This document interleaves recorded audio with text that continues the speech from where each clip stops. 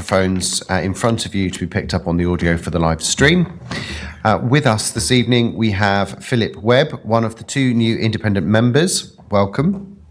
Plus Mark Hodgson and Claire Mellons from Ernst & Young, as well as Sharon Russell-Surtees, the Chief Finance Officer and Deputy Section 151 Officer, who is here to observe this evening and may drop in and say a few bits and pieces as and when needed. Do we have any apologies for absence? Yes, Chair. We have apologies from Councillor Taylor and Councillor Tevlin, and also, unfortunately, our other new independent member, Torin Sakurai, he unfortunately is in London on business and could not get away. Thank you very much. Item 1, minutes of previous meetings. Is everyone in agreement that I sign the minutes of the previous meetings for the 20th of March, 18th of April and the 22nd of May, all 2024? It's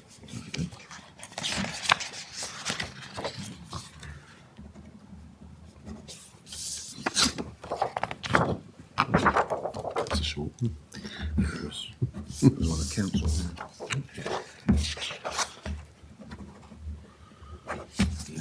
Thank you. Item 2, members' interest. Does anyone have anything that they wish to declare in relation to any agenda items this evening? No. Thank you. We will move on. Item 3, the internal audit peer review challenge actions. This is an update. Karen Sutton, our Director of Finance and Corporate Resources, will now present this item. Thank you. Good evening, all. As usual, I've updated the peer review actions and appended our current achievements and progress at Appendix 1. Of the 17 original actions, I'm pleased to say that 13 of those have now been completed. 4 actions remain open. 2 of them are highlighted as being orange, amber, one of which is the BDO review of internal audit readiness for external assessment. That review is currently ongoing and I should be receiving an update on that later this week. And the other one is the risk maturity assessment work, which again is still ongoing. 2 of the actions are marked as red, and both of those relate to outputs of the BDO review work, and so we have been unable to commence those yet. One is the external assessment, which we do need to achieve to comply with PSIAS statements and standards, and the other one is implementation of data analytics software, and we need to understand what we need that to do before we actually go out and acquire software. So those 2 are marked as outstanding. There were 5 new actions arising from the follow-up review, which occurred in February. Progress against these is also noted, albeit they're not colour-coded. Action 1 of those is to complete the 17 original audits, so we've already touched on the progress of that. We had the governance peer review in May, which looked at governance across the entire organisation, and as part of that they reviewed our progress on the internal audit action tracker, and I'm pleased to say that their comments noted that our achievements and progress was substantial. One of the actions you will notice that's been marked as complete was the skills assessment for CGC. We did complete that for the old committee. We have now reinvigorated that to account for the new members, one of which has already completed, 2 of which are going to complete as soon as possible. So we will then reissue the skills matrix to all once that is done. We did use the old matrix, though, to send that out to the group leaders to consider before nominating members for this committee at the annual council. So it didn't all go to waste. I think that is all I had to update on the peer review. I'm happy to answer any questions. Do we have any questions? Councillor Shaw. Thank you. On reference 3 on the first table, obviously stated there's no declarations of interest for the last 12 months. Can I assume that the previous year where there was and there has been since? That was a slightly puzzling action for us because we did always ask whether there are any matters to disclose or any interests. So we were able just to confirm that we were doing that, and we continue doing that.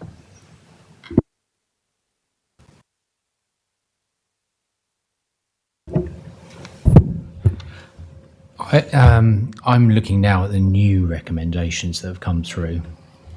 And I just want you to talk me through, Karen, because Councillor Hodgson-Jones at full council raised the issue of the fact that we are minus an internal audit, head of internal audit at this point in time. So firstly, can I just express my dissatisfaction at discovering that via LinkedIn? I don't think that's how this panel should have found out about it. We're responsible for corporate governance. If my head of internal audit had disappeared, the idea that the risk committee of my company would discover that via social media, I think, is unthinkable, really. So I'd like some reflections, really, on the communications to this panel, because I think, I mean, obviously we've new chair and vice chair, so I don't know what the old chair and vice chair knew about it. But certainly I would have expected, as a member of the corporate governance panel, to be aware of the fact that we were minus that position. So that's the first question. The second point really is about recommendation 2, where the response to the actions is that Section 151 officer has directed a considerable amount of their time to internal audit and risk management. Now, your management, your first line of defence, the internal audit is second line of defence. How are you reconciling those two positions?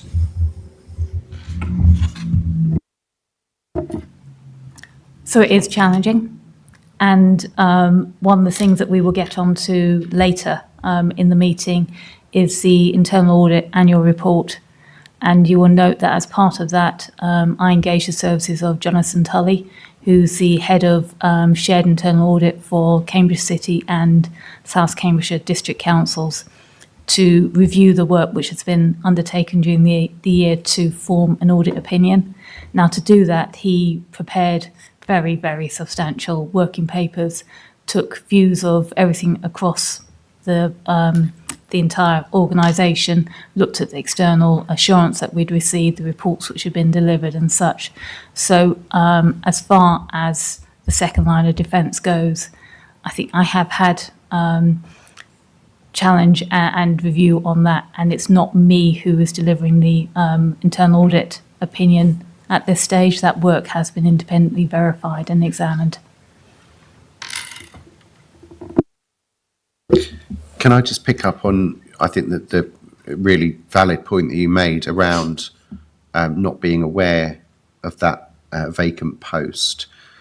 Is there any way that we can just clarify if that information was shared with the previous chair and vice chair? Because I feel quite strongly that that should have been shared with the committee. I can certainly go back and ask that question. Thank you. Councillor Hodgson-Jones.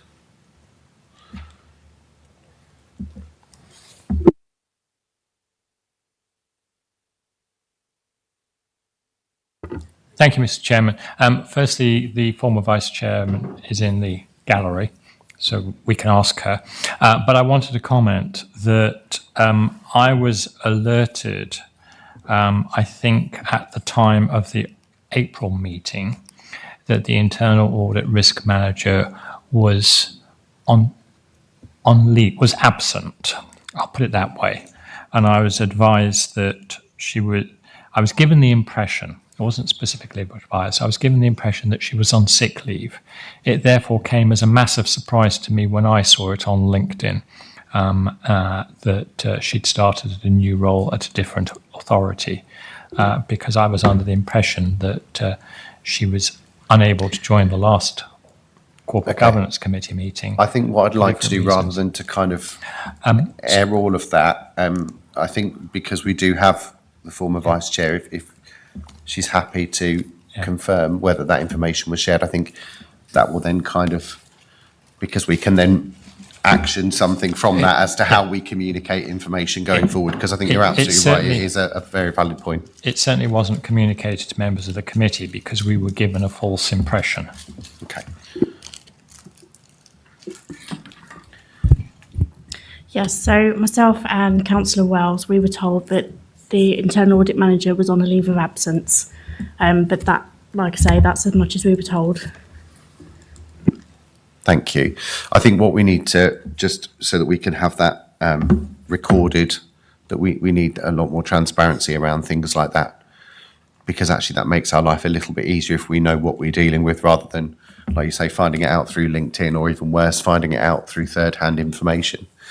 So was there anything else, Councillor Hodgson-Jones, that you wanted to add? Sorry, I know I cut you off. On that communication point, no, I just wanted to reiterate that not only had the committee not been told that the internal audit manager was leaving, but we were given a false impression, and that's actually quite a damning condemnation of the communication. Yeah. That the communication that we did receive gave a misleading impression. Okay, thank you. Councillor Jennings. Thank you, Chair. And firstly, I'd like to apologise, but my voice is a little bit croaky, both to you and to our many corporate governance fans on the Council's YouTube channel. Just on this same point, really, I'm slightly concerned that an internal audit manager disappearing has potential governance issues, insofar that we are unaware of the reasons that she has left. If there was a conflict of opinion between the internal audit and the council's functions that's got potential governance issues, how on earth is that going to get reported back up to us? I think what I'll do is I'll pick that up outside of the meeting and then circulate something to everybody, just so that everybody is aware. If we're obviously, if we can get the information out, we'll get it out so that everyone is aware of that process and what's happened. I think we have to, and I get told off for quoting it too often, but the Nolan principles talk about candour and transparency and openness, and I think if anyone's going to do it, we have to do it in this committee. So we'll pick that up separately and share that. Anything from anyone else? Councillor Jennings. Sorry, I have one quick point, really, which is about the BDO report. When do we expect that we'll have the results of that? So the BDO report is still ongoing at the moment. I have a meeting later this week to understand the initial outcomes of that. I know that there's still some follow-up work to be done next week, so I would expect that report to be coming out in June. Councillor Gray. And just on a point of principle, as the internal audit manager is our whistleblower point person, who is this shared service now undertaking that on our behalf? Yeah, of course. So at the moment, any whistleblowing complaints which come in are directed to the internal audit team for them to independently review. We do still have a qualified internal auditor in the organisation. No. Councillor Hodgson-Jones. On that point, can I clarify the size of the internal audit team? I was going to raise this later on when we get onto the internal audit plan, but I just need to know for information, how large is the internal audit team, including the vacant post? So the team, the current establishment which is approved is one full-time person and 3 part-time staff. One of those part-time staff is fully qualified, one is a trainee, the other is an apprentice with significant experience.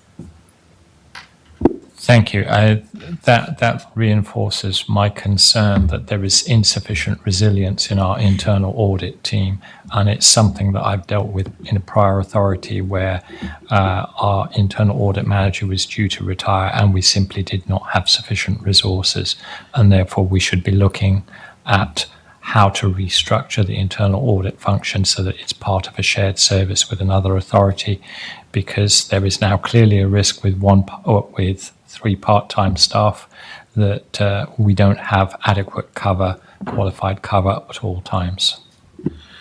Karen, could you also just clarify that the vacant post is currently being advertised? Do you know what the closing date is?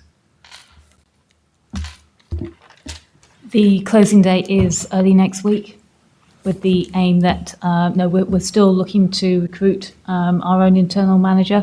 The timing is set so that we should be able to interview any applicants, and if there are any suitable applicants, then we can appoint before my departure.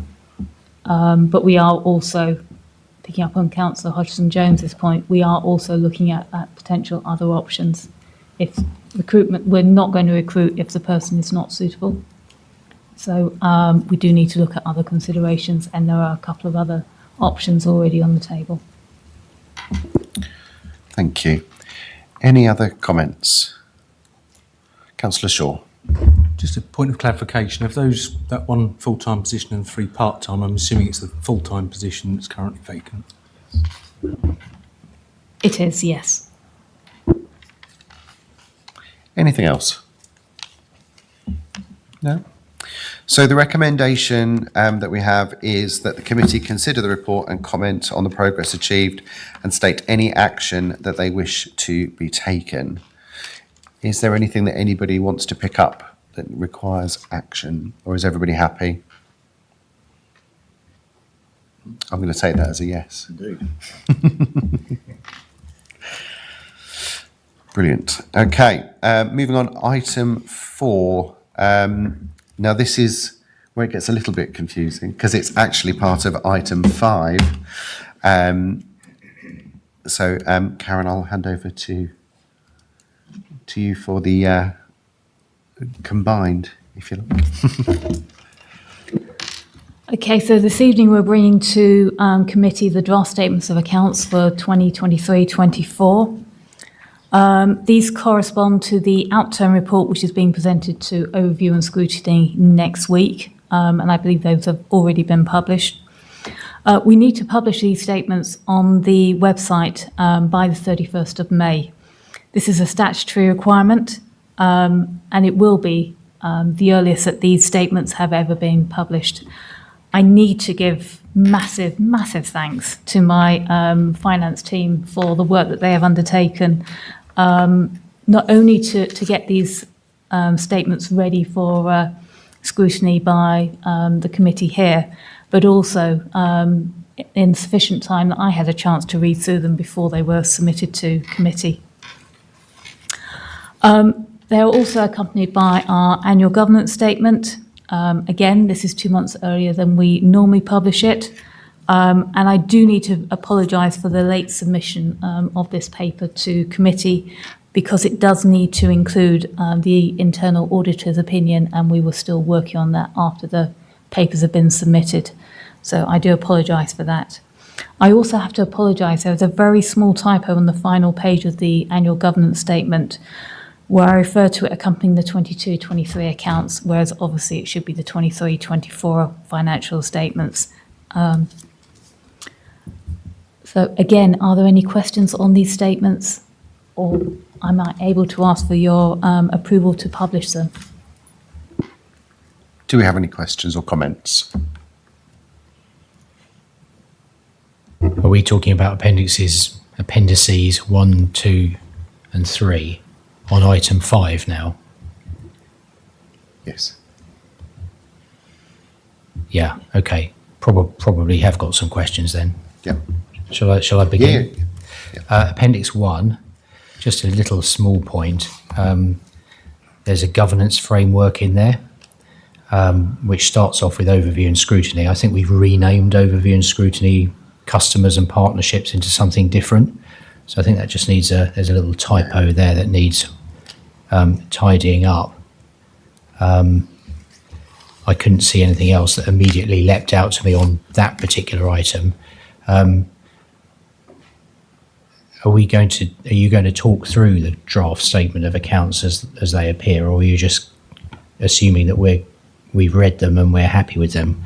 I mean, what leapt out to me, let's just say this here, is we thought we were going to spend £24 million hence all sorts of very tough decisions that we made 12 months ago, including a green bin tax. We ended up spending less money, by the looks of things, in 2023 than we did in 2022.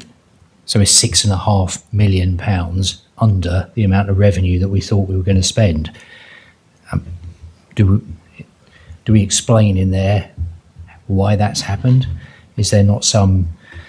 I mean, can you explain, Karen, why there's such a huge variance from what we budgeted into what we ended up eventually spending? So the figures which are in the financial statements are actually quite close to the forecast that we presented to overview and scrutiny for Q3. Our biggest area of underspend is our financial income earned on the on our investments, and that was significantly higher than we expected it to be because financial interest rates remained significantly higher than were anticipated.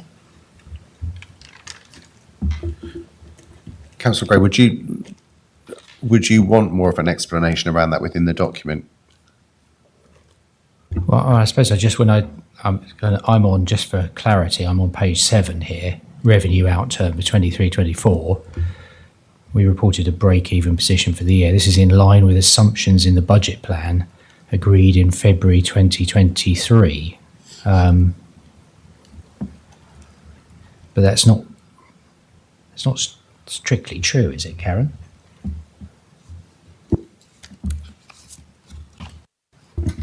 Sorry, I'm just finding the relevant point. You say it's on page 7. Page 7, sorry, page 7, yeah, under the blue bit that says revenue out. This is in line with assumptions in the budget, but then it goes on to outline something that needs to be quite different.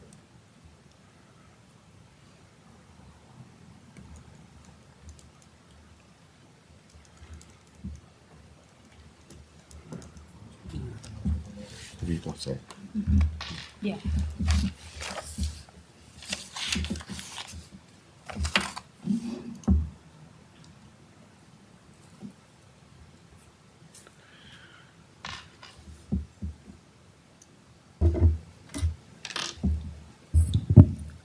I do agree the break-even budget was what was planned.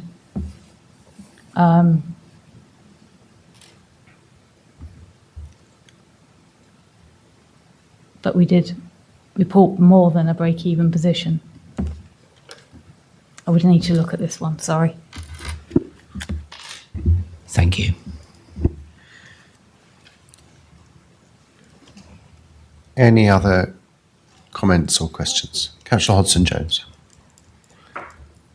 Thank you, Mr. Chairman. I'm a little bit confused by the table on page 7 because it gives a net revenue expenditure and then a budget requirement and then financing. There's a large gap between the financing and the budget requirement. So I don't understand how we arrived at a balanced budget if the total financing is less than half of the budget requirement, and yet we still managed to make a significant contribution to reserves. I'm sorry, I've spent my life looking at accounts and I've never got comfortable with local authority accounts, but this one baffles me. Did you want to respond to that, Karen?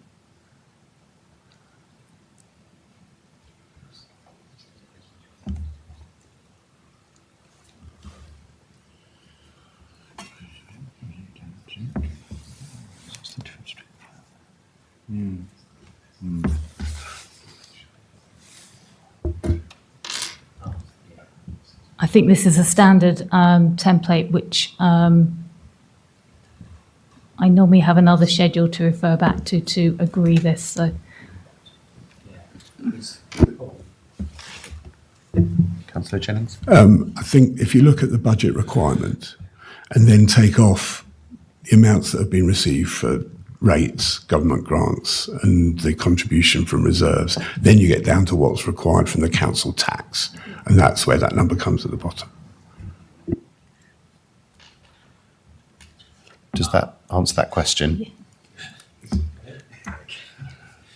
not very well presented. I think that's certainly something that we can make sure that that's fed back, and again, that's an action point that I think needs to happen. For anyone who's not an expert in local authority finance, that would not have been evident. And again, I think if we take that back, we can make sure that that is a lot more transparent going forward. Any other comments or questions? Councillor Jennings. Thank you, Chair. Firstly, I'd like to thank the fact that I had some time with Sharon before this meeting to go through this in a lot more detail. So I don't have any questions on the numbers itself. My question really is on Appendix 3, I think, which is the notice of public rights. And I'm just interested to know, in a normal year, Karen, maybe you can help us here, how many of our residents or other people actually take up the opportunity to come and inspect the accounts? And then the other question, I guess, is the question for the auditors. Given that an elector also has the opportunity to ask the auditor questions on these accounts, how are they able to answer it if they haven't actually audited them? So in answer to your first question, in the time that I've been with the council, I've not received any requests to review the accounts.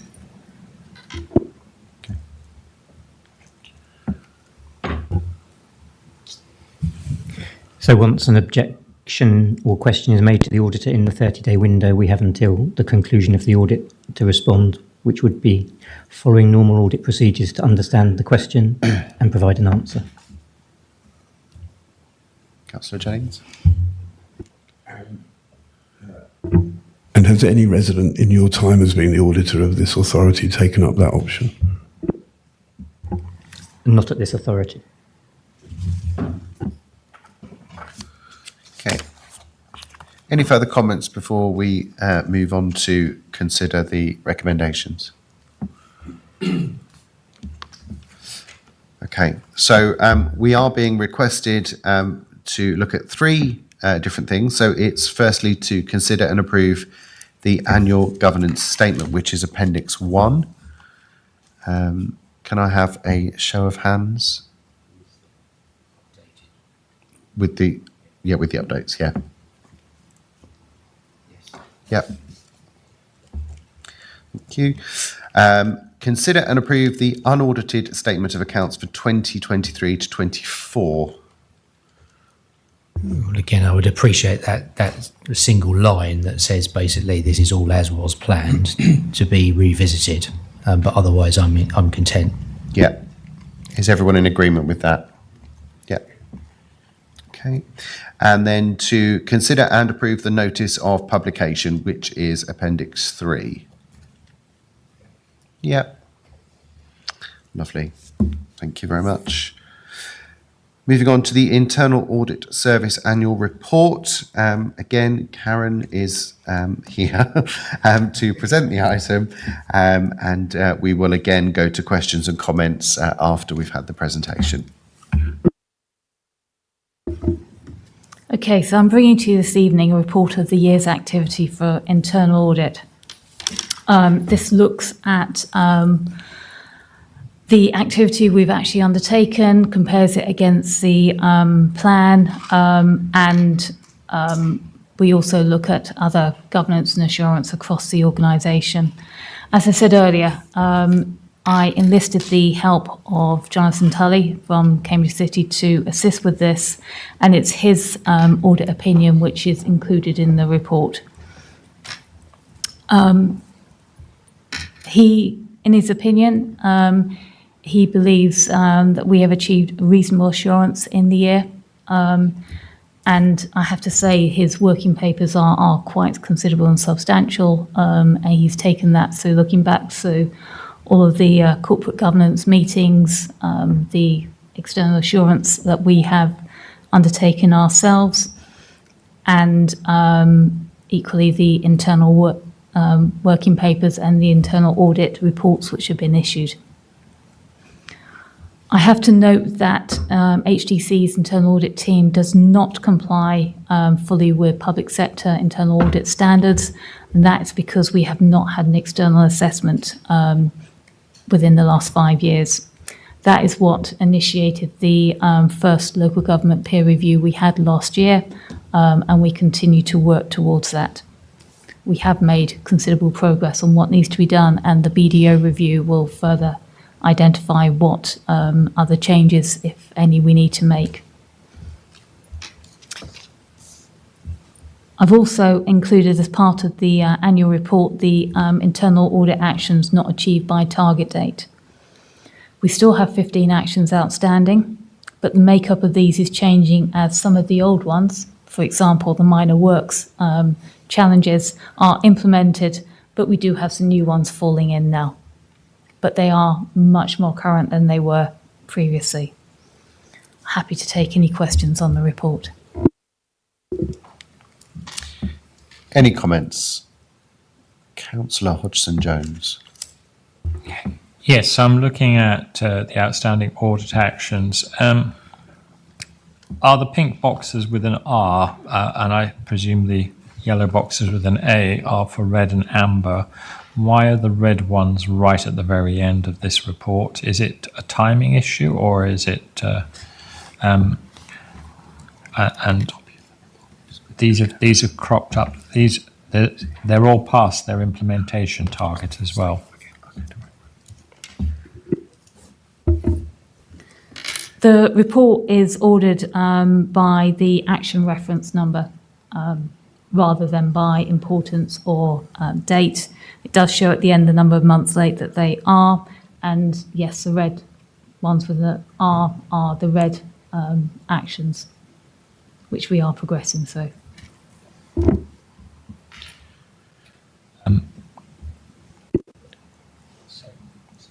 It would be helpful to know, therefore, if they're ordered by action reference, the date on which these actions were registered, because we've got an implementation target and all three of these are already overdue. It would be helpful to know whether these are recently advised or these have been on the register for a while. It'd be very helpful if the date on which the action was not implemented but was agreed to take effect, i.e. when the recommendation was made.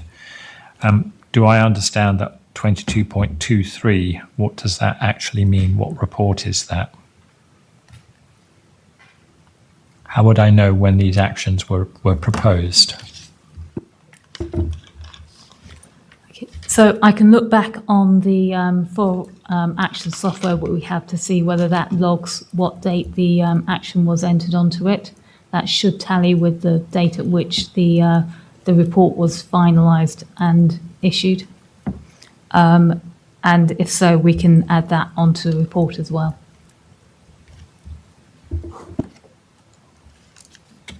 Anything else? Councillor Gray? Thank you. Thank you very much for that, Karen.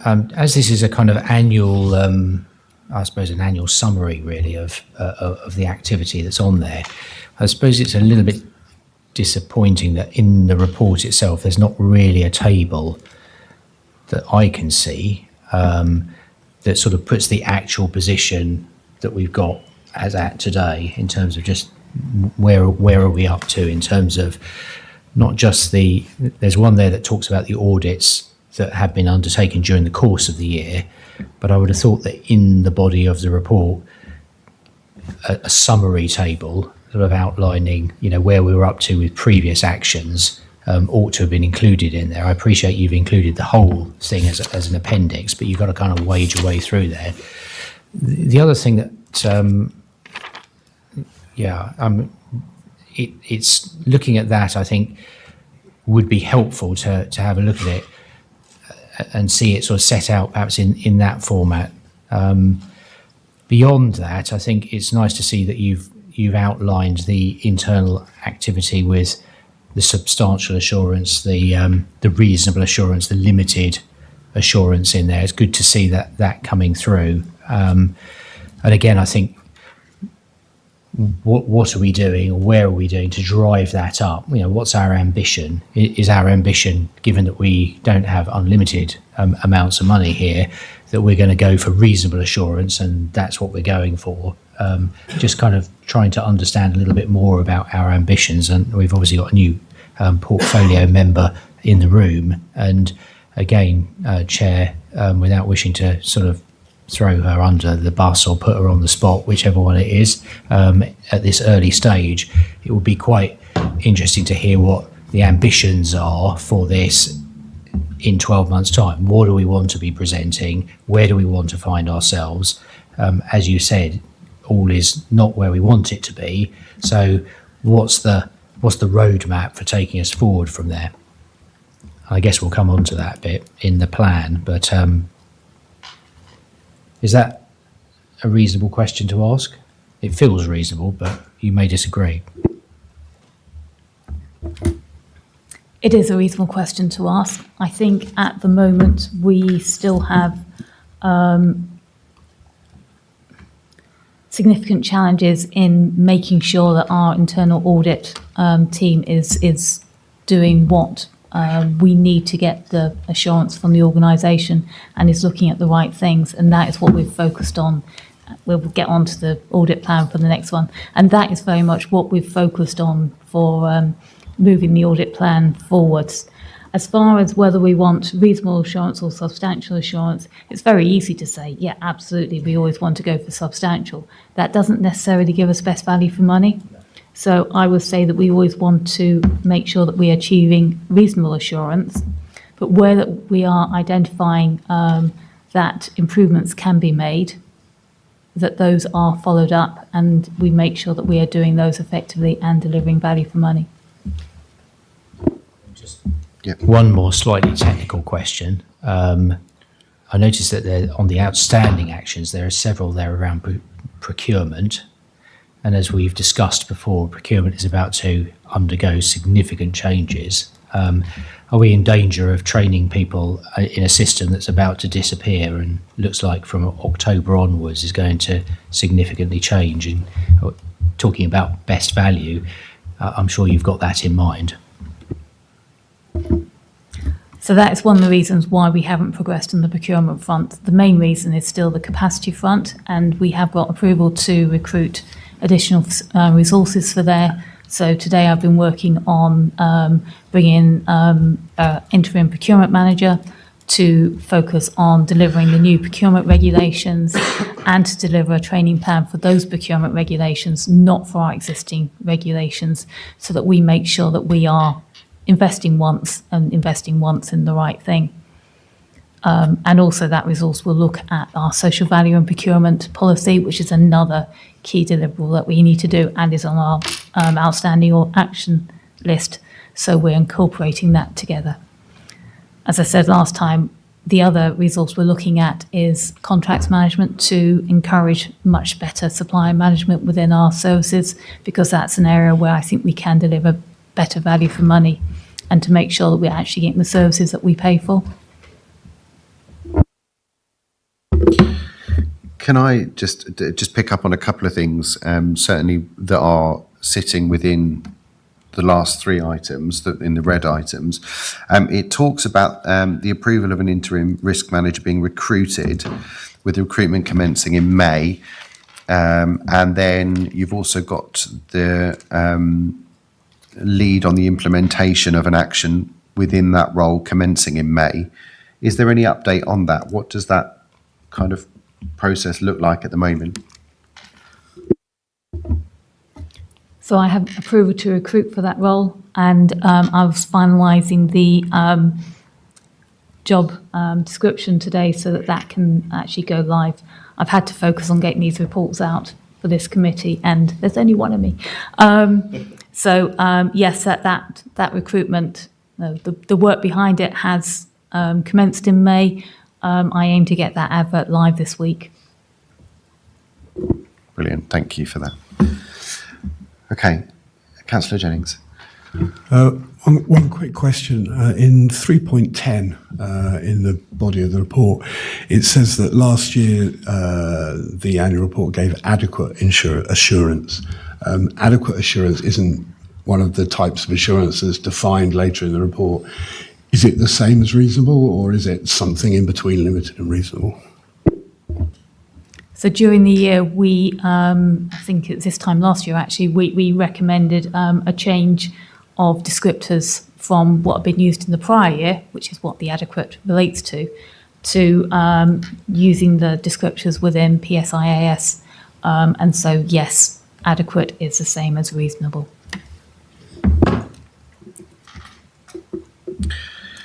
Okay, so we are being asked to consider and comment on the report and also take into account the audit assurance opinion when considering the annual governance statement for 23-24. Any final comments? Everyone happy? Yeah. Yeah, brilliant. We'll move on. Item 7, Internal Audit Plan 24-25. I'm going to invite Karen to speak on this one. Please don't give me your croaky voice, Councillor Jennings. Okay, so next paper is the Internal Audit Plan for 24-25. You'll notice it's a different format to last year. I'm hoping that we've pulled out a little bit more insight and traceability back to other council documents in pulling together this plan. When we considered the plan for 24-25, we looked at the existing plan for 23-24. We looked at what had already been delivered and what was still outstanding. And I do have that document, Councillor Gray. It's probably just not in a format which is good for presentation at the moment, but we can demonstrate that. And I did, again, go through it with Jonathan Tully in demonstrating how things which hadn't been delivered last year were either going to be delivered or were no longer needed to be delivered. So we considered all of that, and we considered whether it's appropriate to carry forward those reviews which hadn't yet been undertaken. Some of that was looking at the procurement stuff and doing a review of what had been implemented there. Now, we know if we haven't achieved that, and we know that we are bringing resource to achieve that later in the year, there's no point in planning a review in the first part of the year. And also, is it really worthwhile reviewing it just as it's been implemented? So the recommendation is that that is something which will go onto the 25-26 plan. So we have that forward thinking and the more strategic look at what the plan will deliver. As part of building the plan, I also looked at the team's capacity to deliver audit work, which links back to our audit peer actions, to understand what scope they had to take on work. And then we assist the risk register for areas of note or concern and develop the plan from there. So you notice the plan starts with audits which were initially removed from the 23-24 plan. I think they came to CGC in December. There were a couple on there which would warrant being looked at in 24-25. We then looked at audits which still remained in the 23-24 plan but hadn't been completed, and what we are carrying forward into the 24-25 plan. And then we looked at new items to take forward for the new year. And those are very much linked back to what's in our council priority, what's in the corporate plan, where they link into the risk register, what the inherent and what the residual scores are for those, and what we should be looking at to make sure that those controls which we've put in place to reduce the score from being inherent down to residual are actually being delivered, so we can demonstrate that we have effective risk management in place. So that's how I came up with the plan that we have at the moment. It has some colours on there to hopefully indicate a bit more. We've linked it back to who are the responsible SLT members, and finally we've estimated how many days we think the audit will take. Again, any questions on it, please? Councillor Hodgson-Jones. Thank you, Mr. Chairman. I'd like to draw attention to paragraph 2.13 of the report, and the final bullet in that paragraph, which says an internal capacity review was undertaken for the current internal audit team and the proposed plan aligned to the outputs of this. Now, I can understand the rationale for doing that, but the purpose of having an internal audit function is to cover specific risks and address specific workloads. And having an internal audit plan aligned to a lack of capacity suggests to me the wrong way round, the cart driving the horse rather than the other way round. And that if the internal capacity review identified that the current internal audit team in its current configuration had limited capacity, then that should have been flagged, not as I can understand prioritizing the plan within that capacity, but I don't think that the plan should have been designed purely in line of what is available. It should be flagged, at least flagged to this committee, what reports should have been undertaken but are not included in the plan because there are insufficient resources available. Did you want to If I'm honest, having gone through the risk register and come up with the audit plan, there were no further audits which I would have included in the plan for next year. I'm surprised. What would you have liked to have seen?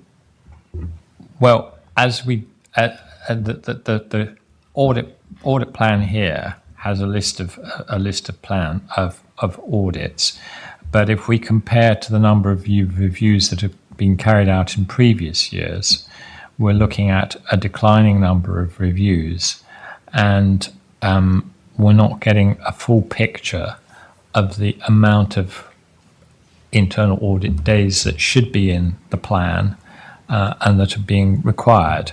It's very difficult to tell from this whether the resources being allocated to each of these reviews are being shaved to fit the total resources available, rather than the appropriate resources for each plan, for each report requirement, and which reports are required, and then identifying what the gap in resource is.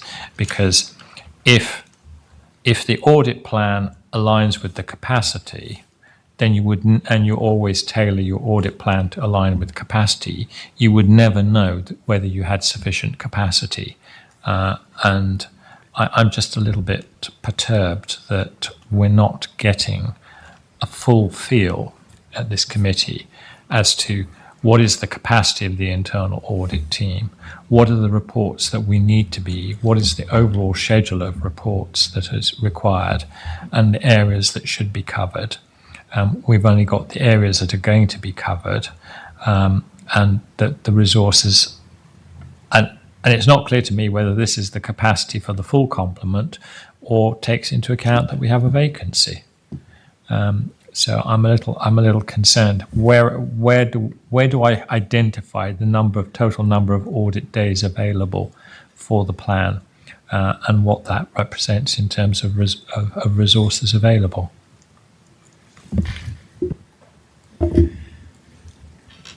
So I accept I haven't shared the capacity calculations. That can be shared if required.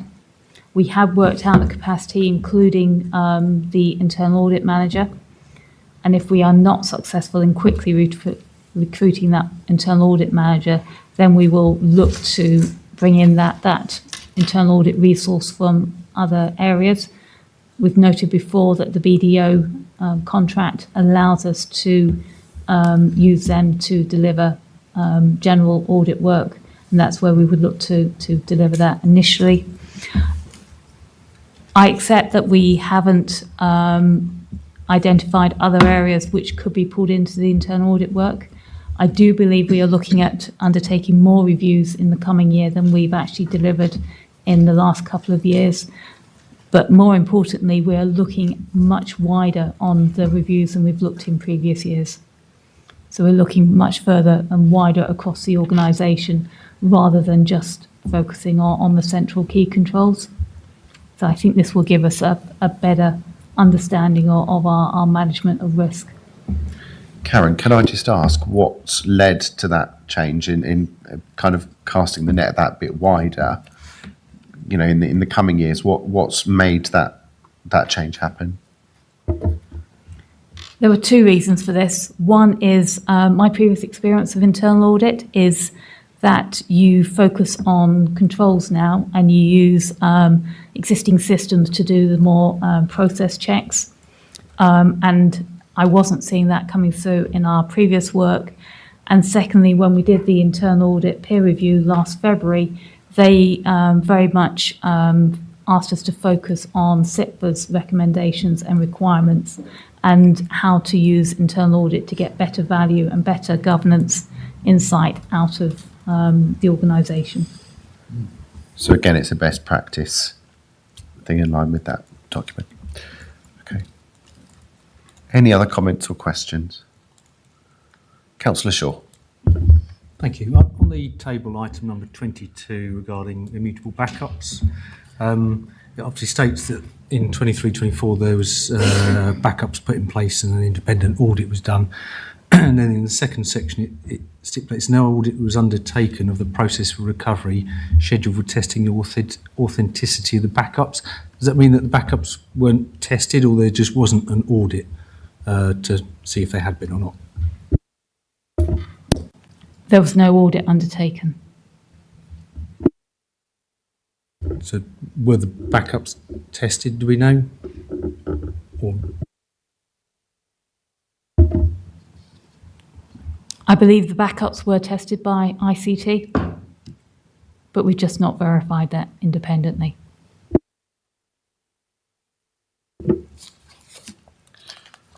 Okay. Any final comments?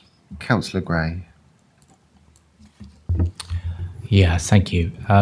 So could I just be clear about my new favourite topic of procurement? Totally agree that there's no point reviewing how procurements have gone because the regs come in October. Obviously, there's going to be a period of training. It seems very sensible that reviewing how people are behaving against that does get kicked through to 25, 26, dare I say it. Nevertheless, presumably we would want some assurance that we have interpreted the regulations correctly and have a framework that we are content with, even if we're not investigating how people are using that. And is that the item that's sitting on the plan for this year? So as part of the work which will be implemented to introduce those procurement policies, it will be an update of the Code of Procurement. And that update of the Code of Procurement, I would expect to be reviewed as part of the, and not only by SLT, but also by the Internal Audit Manager. It will come to yourselves to be reviewed. So I believe that verification that we are implementing the right things, we are doing the right things, will still happen. It just won't be part of the internal audit plan. The internal audit plan will then be looking at the compliance and assurance that we have implemented that correctly. And then I welcome the new, what is it called? Charter, the internal audit charter that's in there. I mean, I think it underlines very clearly some of the comments that I made right at the beginning here about the separation of powers, dare I say it, within the authority, and the burning need, I think, to really make sure that we do land the right amount of resource for this, to make sure that there is, you're doing your job, the executive are doing their job, the auditors are doing their job, an internal audit are doing a separate piece of work there. There's a recommendation, Mr. Chair, that sits in here that talks about changes being made to the plan in consultation between the internal audit manager, presumably there's an interim somewhere, section 151 officer or her successor, or rather, and her successor, and the chairman of the Corporate Governance Committee, in which we trust. I suppose I'd just ask the question as to, how do we know that that's happened? Is it just going to pop up in the next quarterly report. I think out of a matter of courtesy, I'm looking to you, Chair, it would be nice to know if you're approached to make changes to the audit plan, that we would actually know that that is actually happening, rather than it just kind of being sort of sprung upon us, really. Yeah, I think I'm kind of going to repeat myself, really. It's about that openness and that transparency to be able to share that information, because it's not just down to one person to be able to have a voice on those changes. So I will be sharing everything. Did you want to say anything? The intention is that if there are changes to the internal audit plan, then those will be reported back to corporate governance in the same way as we did last December. Actually, that was one of the things that I really dug my heels into for and insisted happens. So, absolutely. So I think it's absolutely right that an internal audit plan is risk focused, but I would ordinarily expect key financial systems to be part of an annual internal audit plan, and I can't see them here, so am I missing them?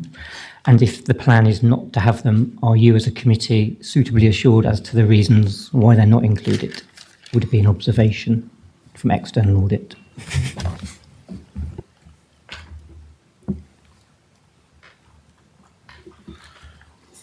Did you want to respond to that, Karen? Yeah. So the financial systems are included under the key controls, internal board assurance, number 19.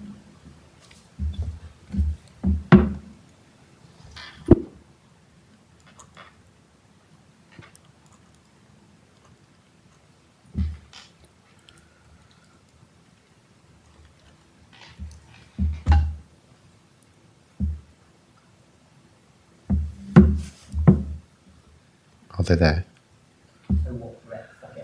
Do you want to just put your microphone on? So, thank you. So what breadth and over what systems is that covering? Because it's not clear to me. So I'd ordinarily expect payroll, general ledger, housing benefits, NNDR, etc., rents, etc.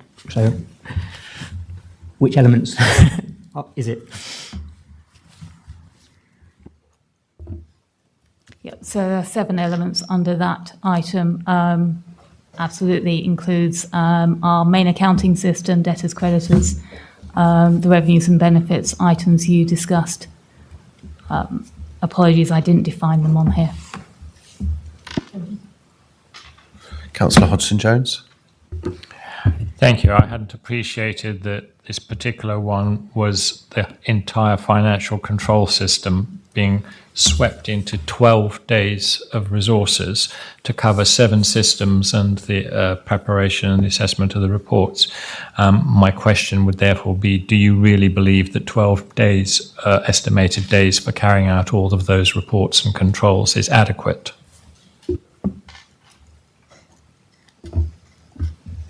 It's more days than were allocated to it this year, and I've decided that we need to allocate more days to it. And if it actually takes more days than that, then so be it, and we'll look at resourcing from elsewhere. Thank you. So we're being asked to look at 3 different things here. The first is to review and approve the internal audit plan. So is everyone in agreement to approve? Can I have a show of hands?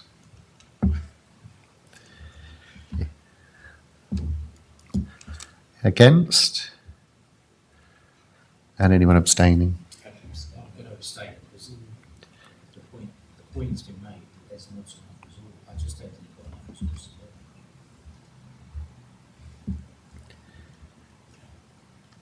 So what I think would be quite useful, if you're in agreement, Karen, is for us to have a discussion around what that could potentially look like resource-wise. So how you would utilise resource to make sure that we are meeting what we need to meet. And that's a difficult question, but It is a difficult question, and we're back to the horse and cart question. I want to have a plan in place to make sure that the internal audit team is focusing on what needs to be delivered and we are actually achieving stuff. We can put more resource out to BDO. We'd need to put in a budget bid for the additional costs, but no, if there's a need to do that. I also think maybe we're getting ahead of ourselves and we ought to consider the outputs from BDO and what their recommendations are as far as the capacity of the team is. And so I would ask that we do approve the plan so that we can get going. However, we take another action to look at what potential other areas we should look at, bearing in mind whatever BDO come back to us and advise on our external assessment requirements are. Well, I think the act of abstaining means that you're going to get your plan, but it's sending a message, and thank you for the response that you've given, that I think we need more assurance. I mean, we've two executive councillors here. I must say I'm a little confused as to, we've got an executive councillor who's responsible for internal audit, an executive councillor who's responsible for corporate governance, and the only thing we've talked about at corporate governance this evening is internal audit. So I'm sure that somehow that's, well, I may well be corrected as to where the division of labour lies over there, but whichever way, right, okay. New councillor, new cabinet members in charge of it. You can hear the flavour, Councillor Harvey, of where the conversation's gone this evening. So I think there are some officers here who value some support in terms of working out how to bring back this item to the next committee meeting. But I'm not voting it down because you need to get on with the plan. But I think we're saying the plan needs more work without being disrespectful. Councillor Hodgson-Jones. Can I also suggest, because in terms of the audit plan, the assumption of the audit plan is that the resource and the capacity for the resources and the complement of the team is based around a team consisting of one full-time officer, well, 2 full-time officers and 2 part-time officers, according to the table that I saw earlier.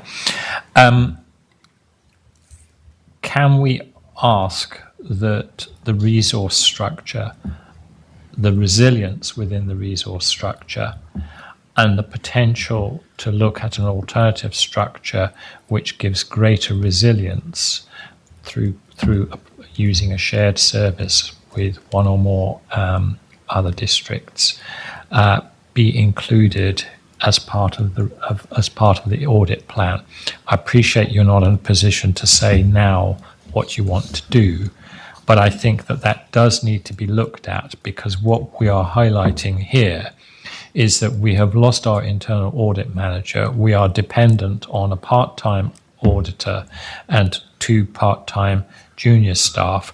There is clearly no resilience in this team, and it only takes one member of that team to go off ill, and we have no proper audit cover in this authority, and that's simply not acceptable. And therefore, we need to look at how we can introduce greater resilience. And my experience, which albeit was in a smaller authority where we were down to 1.5 FTE, is that resilience requires a different approach, and that we need to look at a shared service of some form. The benefits of going down a shared internal audit service are significant. And it's not a question of cost, it's not a question of money, it's a question of resilience and providing that accountability. Thank you. Thank you. As I said earlier, we are still looking at those options, but they're not something that you can bring in at a drop of a hat. Not least you have to go through the procurement. But yeah, we are looking at those options and looking at what's most suitable for us. But it is something that needs further consideration, and it's not an option I'd like to go into without really thinking through how that is going to work, how it's going to impact, how it's delivered within the service, what happens to the staff, and there are multiple considerations to take into account. So yes, we are considering that. However, I want an audit plan to be agreed and to start being delivered, so that we at least have a basis before we get into looking at what our resilience is.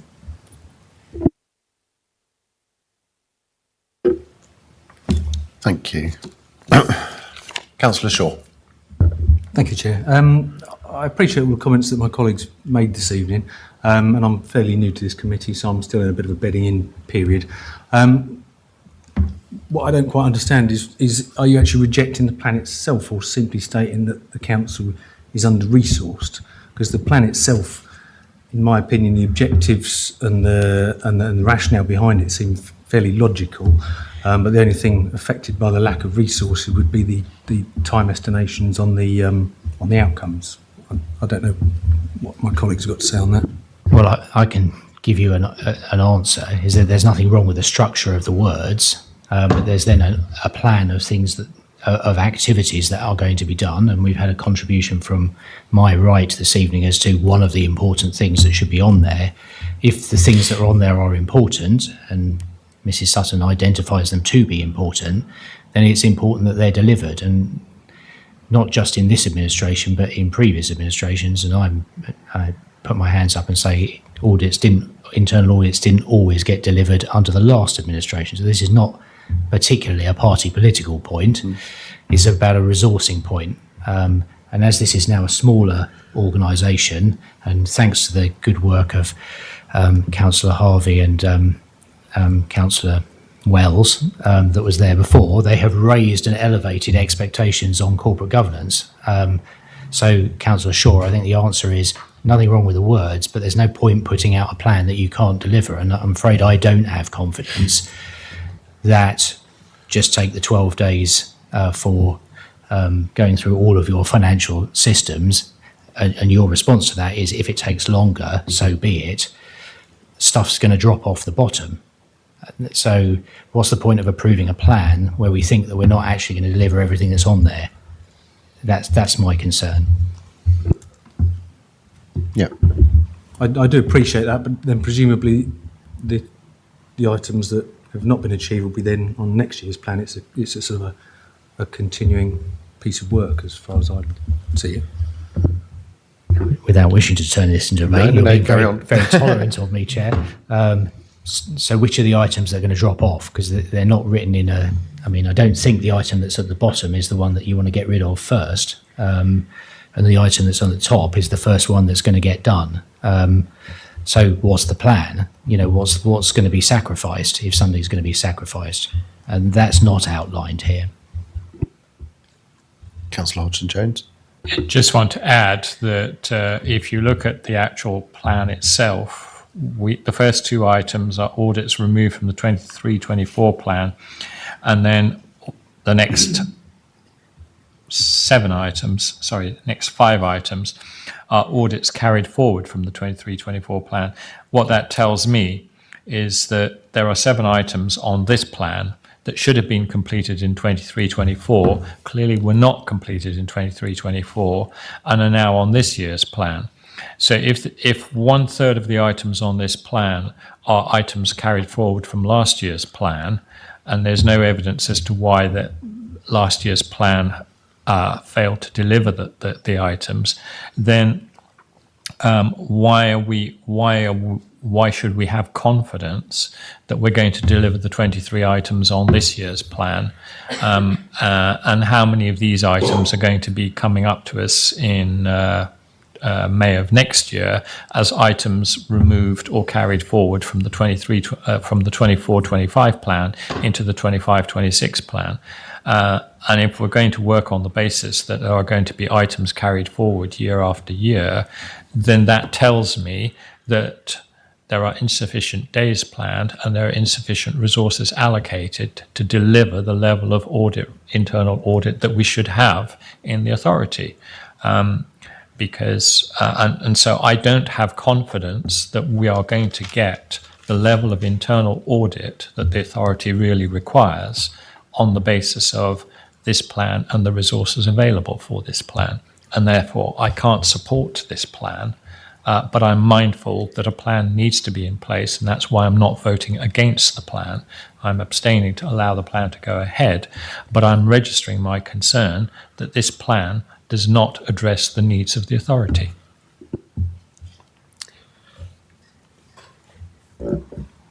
Thank you, Chair. I just wanted to ask, on paragraph 8.1, HDC have made the decision strategically to provide internal audit largely in-house. I just wanted to ask the officer, Karen, in what capacity did you engage with the head of audit at Cambridgeshire County Council? And if you hadn't have engaged with him, do you think most of the heavy lifting would have had to be done by BDO or internally? Sorry. So, are you referring to the annual audit report?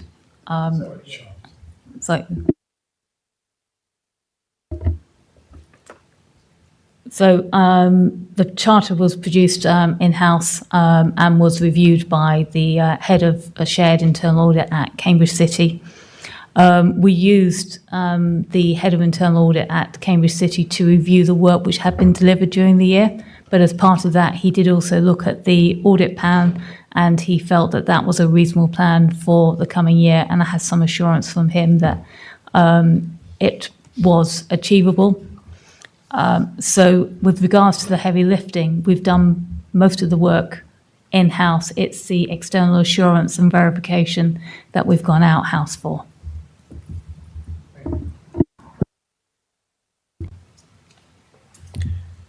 Okay, so we'll move on to the second part, which is to review and approve the internal audit charter. So can I have a show of hands for everyone who's in agreement to approve the charter? Thank you. And then the last thing to consider under this agenda item is to agree that changes can be made to the internal audit plan following consultation between the internal audit manager, the Section 151 officer, and the chair of Corporate Governance Committee. Can I have a show of hands? Lovely, thank you.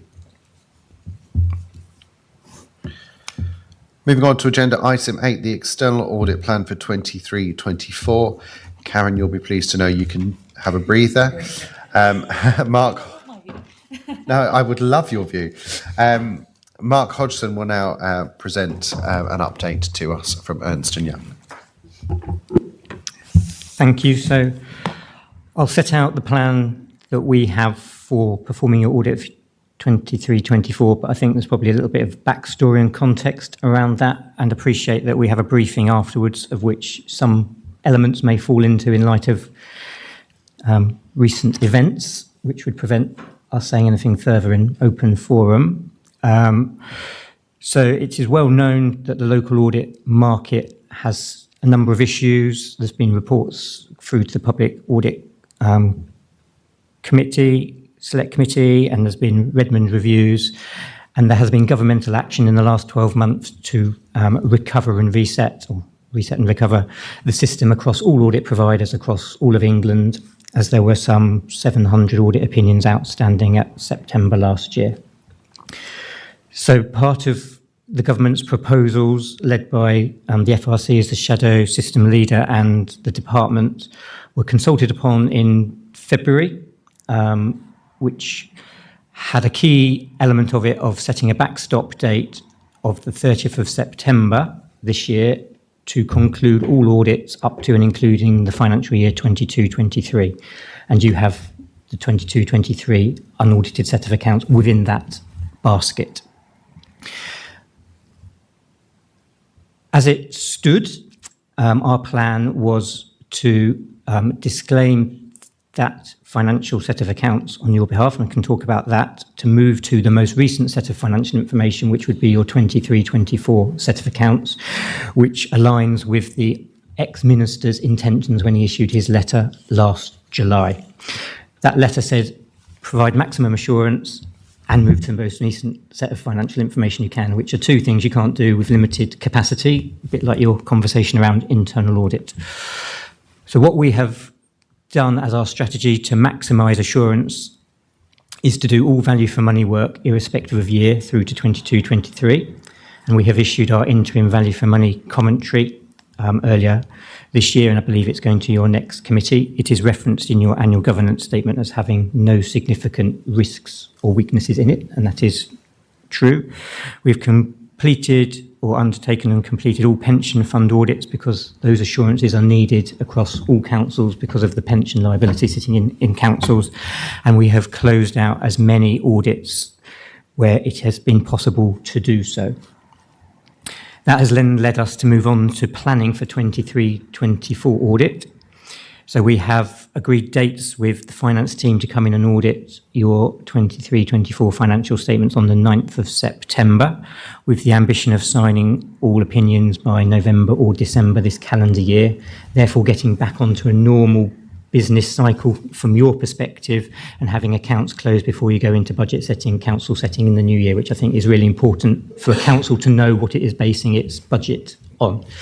So that's kind of where we had got to. And on that basis, our audit plan would be coming to your next audit committee, ready for us to start the audit on the 9th of September and conclude by the end of November.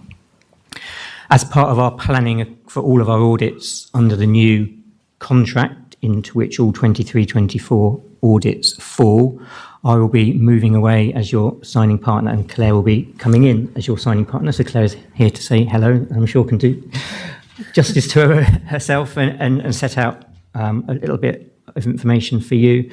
But this is time for me to step away and let Claire run the plan. So from the next meeting, it'll be Claire's plan and Claire's audit. So it's Marcus Trail, so I'm Claire Mellons. I'll be your audit partner for the 23-24 audit. You can probably tell by the accent, I'm not naturally from around this part of the country. I lead our government and public sector team up in Newcastle. It's obviously a very handy train line down to this part of the world to take on the audit. So very much looking forward. I've had an introductory meeting with Sharon and the team. Planning is well underway. And although the audit plan will come to the next audit corporate governance committee, we know the intention is that we get that out to management, I'd say by the end of July at the latest, so that you can see what the risks are and where we're going to focus the audit attention.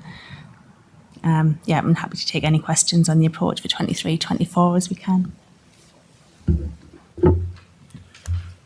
Councillor Gray. Claire, welcome. We're all very friendly down here. Just a very quick one then. On the assumption, and I know it's a big assumption, but on the assumption that you, as an organisation, you're now familiar with HDC, you may not be, but as an organisation, you're familiar. The things that you wanted to look at that the finance team have done, that we've got into that, dare I say, happy place of an auditor knowing their clients. On the assumption that they haven't done anything ridiculously different one year to the next, are you confident that you will be able to deliver this by November? Because I totally agree with the statement that it would be good practice to go into the next set of budget round knowing that what we were basing all of these numbers on are not sort of suddenly flawed with some problem. So how confident are you that you can do that for us?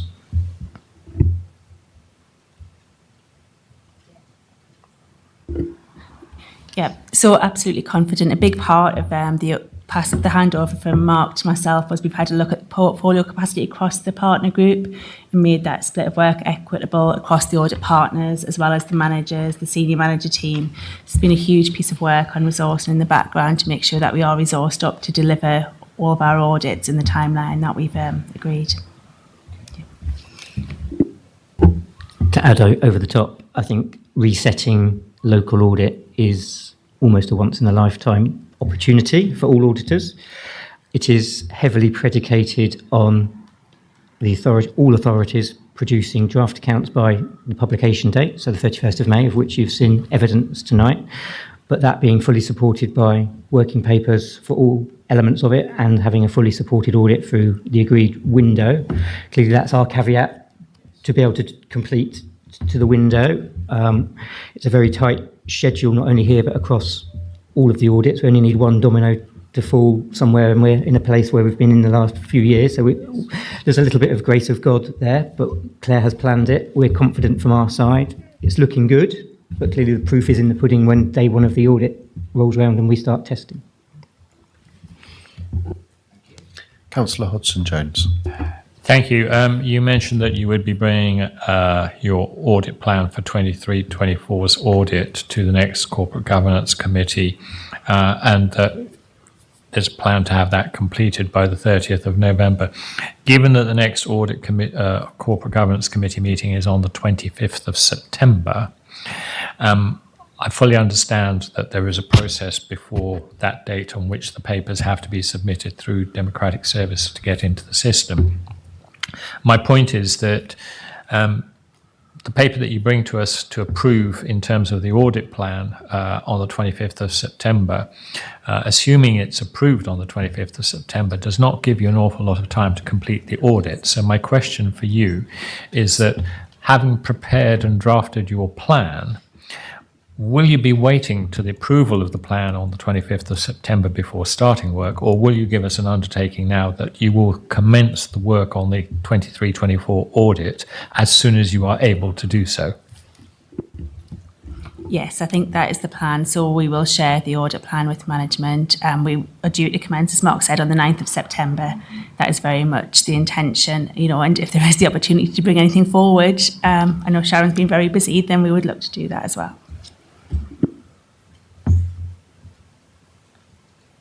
Just to clarify, we do have a meeting in July. Yep, on the 9th. In which case we would endeavour to have it on that agenda for you.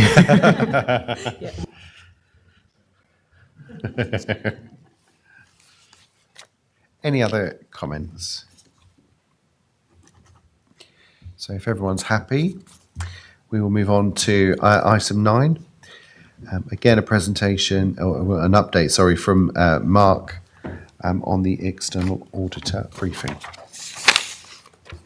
I don't actually have anything further to say than the introduction and the context to the last item, but I think there'll be some discussion afterwards around that. So, but happy to do Q&A. Brilliant. We'll save that for the jewel in the crown of the evening, if you like. So we'll move on then to item 10. Not quite sure what I was trying to say there, but you kind of got it. Item 10, the Corporate Risk Register. You'll be really surprised to know that Karen, our Director of Finance and Corporate Resources, is presenting an item this evening.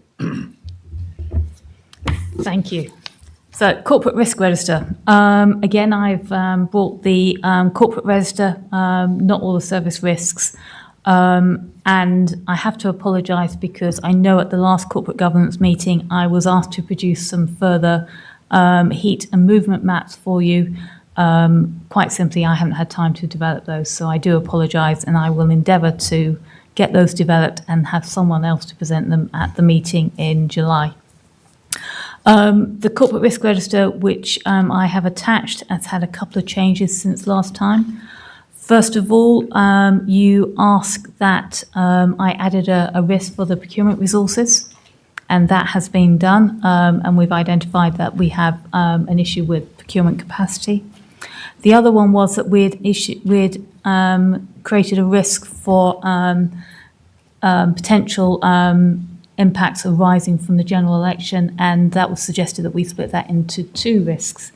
At that time, we didn't know the general election was going to be called quite as quickly as it has.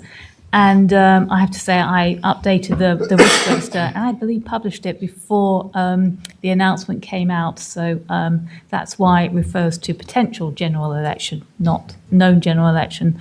So we now have a risk for, if there's a change of administration, any changes in legislation which may impact us, and also another risk that if there's a change of administration, impact upon what funding we've assumed in our medium-term financial strategy. So those are now split out as to being 2 separate risks. And don't ask me what the outcome of the general election is going to be, because I can't comment on that one. Again, open for questions on this. Do we have any comments or questions? Councillor Gray? Thank you for that. Totally understood. Thank you for putting your hand up about the extra information. We look forward to seeing that next time round. Just a quick question in terms of this is the risk register, but where do we report how many risk events took place in the last quarter? Because I'm just kind of curious as to the level of reporting that's going on. We've got these risk register here. There's a load of risks that are out there, but risk events? I will be completely honest on this one. We don't capture risk events. They're dealt with through the normal course of business by service managers. If it's a significant event, it will be reported to SLT, but there are no significant events which have been reported to us. And certainly we would expect to see that coming through. So that there will be things like health and safety. We've had some incidents at the leisure centres. Touch wood, we've always had very good outcomes as a result of those. Those get notified as health and safety. But and if there's a significant issue with a service delivery, we would know about that. But the smaller risks we don't capture. And that's something where we would hope to develop, but we still have a long way to go on our risk management. We are, Tilly, who is our new risk and controls officer, is working her way around the individual managers, and I'm getting feedback coming from other areas to say, obviously she's having an impact because now people are talking across. So Pete Corley, Health and Safety, is saying he's getting a lot more questions coming to him to say, oh, actually, we should be picking up this. What's best practice for it? So, we're not at that level of capturing all the risk events at the moment, but we are building that awareness, and we are bringing in a risk manager to further increase that training, further increase the capture and the embedding of the strategy, and that's something we would hope to do, but we are still not there yet. So, Karen, just to clarify, the more significant events that are happening are reported to SLT. What happens once they're reported? Where does that then get logged so that there is a document or a piece of evidence that shows us as a committee what's happened, how we're going to mitigate the risk of that reoccurring? Because I completely acknowledge it's being identified, but even at that level, if we're not able to capture that and mitigate that risk, that's where, to me, we learn for that kind of those lesser significant events, and we're not capturing that at all. I'm just slightly confused as to why we're not capturing any of that information, and I'm kind of using my background as someone that got my knuckles rapped a few times for not capturing every single bit of information. For an organisation such as HDC, we have nothing to evidence that, and I don't know. I'm just really confused by it. So for the major events, there will be an investigation. So I referred to, we've had a couple of instances at R1 Leisures. There's always been a health and safety follow-up to that. In some instances, it may be that there's an investigation and then there's further action that needs to be taken across the organisation. Maybe there needs to be an employee investigation or something. So we have to be careful with what information we are actually putting out there, because we don't want to be giving the wrong impression. And the minor events, no, they may not be reported up. If it's a health and safety issue, then absolutely that is being captured through Pete's numbers, and those are reported back through Employment Committee, and we're now trying to capture things like near misses. So we are developing that. But on the actual risk events, there will always be a level of level 1 risks which we're not capturing. We are hopeful that we are capturing the more significant ones, and those are being fed back. But you asked for where those are being captured in evidence. If it's reportable to SLT, it will be in as part of the SLT minutes. And if it is, and then it would depend on which committee. So again, I refer to health and safety, that comes back to the employment committee. If it was a financial risk or impact, that will come back to corporate governance. At the moment, touch wood, we've had no major frauds or instances like that. So, it depends on which area of the organisation it happens in as to which committee will come back. So, Okay. Any other comments? Councillor Gray? So, thank you for that explanation, and I was very heartened to hear the direction of travel with a new executive councillor here. And again, I think one of the things to pick up out of this is, where we want to get to. What's the ambition that we want to have on that front? And I think it would be really good for whether it's July or whether it's September for the panel to hear back. Maybe that can be one of our work items as to how are you going to implement, or how are you going to ensure it gets implemented across the authority, because I think this is just really good practice for officers to be thinking, came close to dropping the ball there.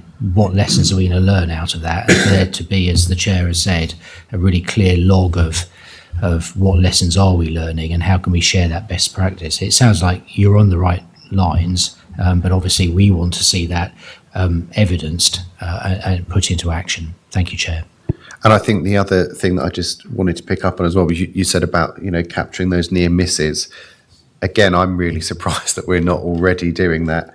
And I can only, I'm not sitting here claiming to be an expert in risk management, but having worked in clinical governance, they are the absolute fundamentals right from the beginning. And I know that they are, there are some massive differences between clinical and corporate, but I think that's something that we as a committee really need to grasp and try and shape that going forward. So anything else? Okay, so we are being asked to receive and comment on the risks to the organisation and those that are being managed in line with the risk management strategy. Is everyone happy to receive?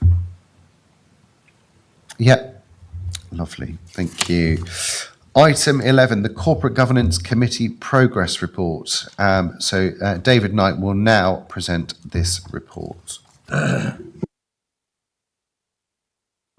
Thank you, Chair. I was painfully aware of the last meeting, so Councillor Gray will be relieved to see no TBCs. However, there are a number of blanks that I've not yet been able to fill, in spite of having asked the questions of various colleagues. So unfortunately, I've got these blanks and I haven't got any answers yet. And I have endeavoured to get the answers, but have not been successful to date, I'm afraid. That is what you see. I mean, I've got an answer to very few, but you can see there's a lot of empty boxes.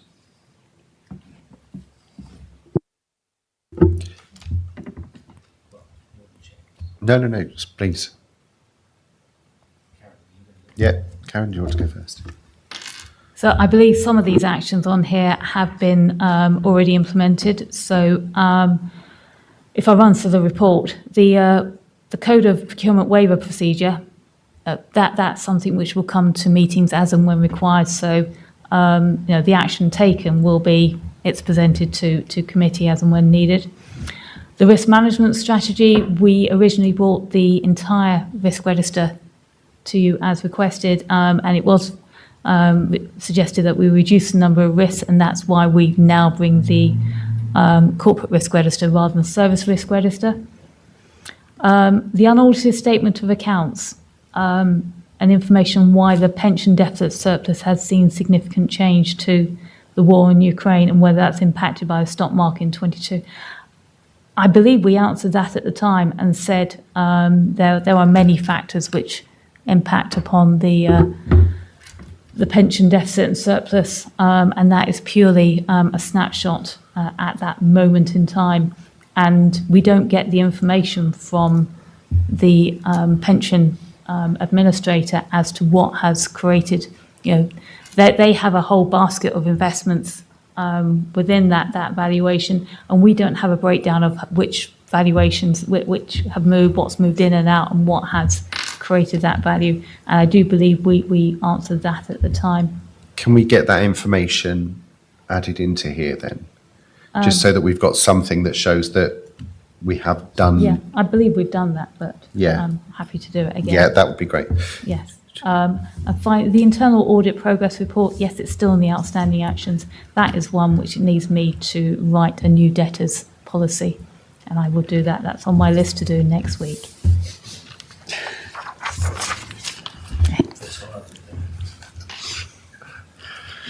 Well, if you picked it up on our full council meeting, I did actually say that Karen was retiring at the end of May, when in fact it's June. So by my reckoning, she should be leaving at the end of the week. Councillor Hodgson-Jones. Thank you, Mr. Chairman. Just on the pension deficit surplus, it's not so much a question of Corporate Governance Committee progress report, but I noticed you said that the pension trustees, the fund trustees, and managers provide their report on the movement in value, and that it is what it is. I just wonder if there is any benchmark that we can use to see how the variation of our pension fund has evolved over the course of the year compared to funds in general, because pension funds in general go up and down depending on what the stock market is doing. But sometimes the stock market goes up by 5% and the pension fund goes up by 2%, and sometimes the pension fund goes up by 10% and the pension fund goes up by 12%. And it'd be helpful to know which scenario we're in. And so can I just ask that when the final accounts for 23-24 are provided, there's some sort of commentary on the evolution of the pension deficit, which is in our papers somewhere. Crikey, I won't be. It's not so easy to find things in ModGov anymore. The old version used to allow you to go straight to a page. But it would be helpful to know how our pension fund is performing as against the market in general, not just how it's performed in the past year. Can I ask which market you want us to assess it against? Just the general stock market, the FTSE 100, or are you looking at pension fund balances? Could I interject? Because I think we haven't got many things right in Cambridgeshire, but I think the LGPS is actually a rare example of success. And I'm not a trustee of it, so I don't need to declare an interest. But it's a very interesting pension fund, because we haven't just focused on the classic defensive stocks, but actually it's got a very broad product range inside it. I don't know, Karen, whether there is a benchmark local authority. I'm going to fund of funds kind of a benchmark against all other local authority pension funds that the LGPS, Cambridgeshire LGPS, could be put against. But it would be interesting if there were, and it would be interesting as well to see it not just over an annual basis, but over perhaps a 5-year basis, because it's got a very different asset class, I think, to other pension funds, and has generally, I think, performed pretty well over the cycle. What I have done in the past is, rather than look at benchmarking where the pension fund has moved against more general stocks, is I've looked at what the contributions are from neighbouring authorities. So I know from my own background that Bedfordshire should have gone up to around about 24-25% employer contribution against gross pay, whereas our rate here in Cambridgeshire is only 17.3%, and that is significantly lower, I know, than Hertfordshire, Peterborough, and all of the other local authorities I've worked in. So if you look at that, and we are fully funded, and I believe we're currently in a surplus position rather than a deficit at the moment. So, the Cambridgeshire Pension Fund is very well funded and very well run.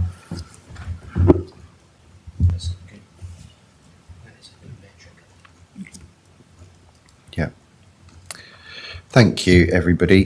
That does bring us to the end of the public part of the meeting. But just before we do that, I just wanted to say thank you, Karen, because I know how much work you've put in, not just this evening.